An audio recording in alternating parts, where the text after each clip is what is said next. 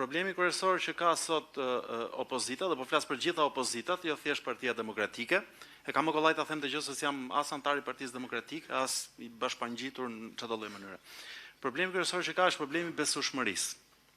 Do të thënë normalisht në çdo lloj vendi europian normal me demokraci sot në botë, me zgjedhje të lira dhe të ndeshme që ne se kemi, do të mjaftonte jo një opozitë e shkëlqyer, por thjesht një opozitë normale, mesatarisht, që regjimet të këtij lloji të fshiheshin jo thjesht nga pushteti, por dhe nga historia. Nga ana tjetër pastaj u mendoj që opozita, dhe prap flas gjithmonë opozita në tërësi, jo thjesht Partia Demokratike, nuk e ka luksin që të shmang nga radhët e veta ose të krijojë konflikte të brendshme ose çfarë do lloj ndarje përçarje etj. Hiq në një rast pastaj si puna e marksistëve të Arlin Qorrit, Lëvizjes Bashkë, jo është muhabet tjetër pastaj. S'po flasim për atë. Mendoj që Partia Demokratike dhe partitë e tjera do duhet të mblidheshin në fakt dhe diskutojnë jo me hartime, poezi etj. Dhe pa pas nevojë të trajtojnë, të nxjerrin problemet e diskutimet, gjithë problemet që kemi këtu, edhe unë jam vetë sipërmarrës për vështirësh, i dim shumë mirë. S'ka nevojë të diskutojmë se çfarë qeveri është kjo, e dim shumë mirë. Çështja është, unë mendoj që nëse do ketë një lloj bashkëpunimi, duhet ndërtuar mbi bazën e diçkaje konkrete, mbi bazën e një propozimi konkret, një platforme konkrete. Ajo që është themelore, çështja e zgjedhjeve të lira dhe të ndershme, se këtu fillon i gjithë diskutimi, dhe prandaj edhe ne sot kemi këtë që kemi këtë lloj situate dhe këtë lloj qeverisje.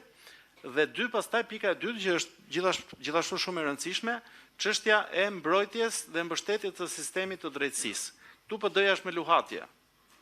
Megjithatë, unë vetë kam konstatuar këto kohë të fundit që ka një lloj qëndrimi shumë më pozitiv. Sot institucionet më të besueshme në Shqipëri janë institucionet e drejtësisë. Shumë më larg partive. Do të thënë, do PD-ja, SHE-ja, LAP-a etj. Sot institucionet më të besueshme janë pikërisht këto. Dhe bashkëpunimi me partitë e tjera nuk është çështje luksi, është çështje domosdoshmërie. Nga ato 150.000 votat që kanë marrë sot partitë e reja dhe të vogla, një pjesë e mirë atyre votave janë vota që s'do të shkonin kurrë tek e djatha.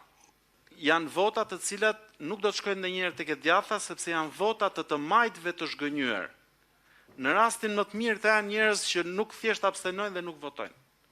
Kjo është dhe një arsye tjetër pse në fakt votat e këtyre partive janë të nevojshme. Dhe shumë mirë që edhe ftesa ju bë dhe atyre.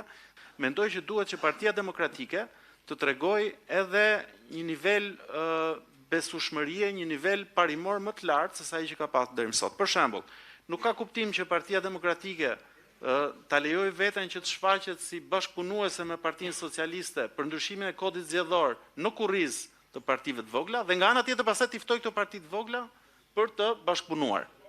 Ç'a kuptimi ka kjo? S'ka asnjë lloj kuptimi.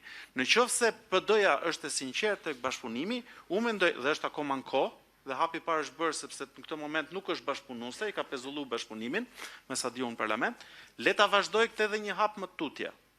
Le ta denoncoj, le ta kundërshtoj ndryshimin e çfarë do lloj forme të kodit zgjedhor që do të çonte në eliminimin e këtyre partive të vogla. Sepse nuk është çështja thjesht e atyre njerëzve Lapaj, Qorri, SHE-ja etj. Nuk është, këto parti nuk janë këto emra. Këto parti janë 150.000 shqiptarë si ne, që jemi të gjithë tu, që kanë të njëjtat halle si ne dhe që kanë vendosur të votojnë për ata dhe që duhen respektuar për këtë lloj gjëje. Do të them, mendoj që nëse PD-ja do të mbante një lloj qëndrimi të tillë parimor, kjo do të shtonte besueshmëri Partisë Demokratike.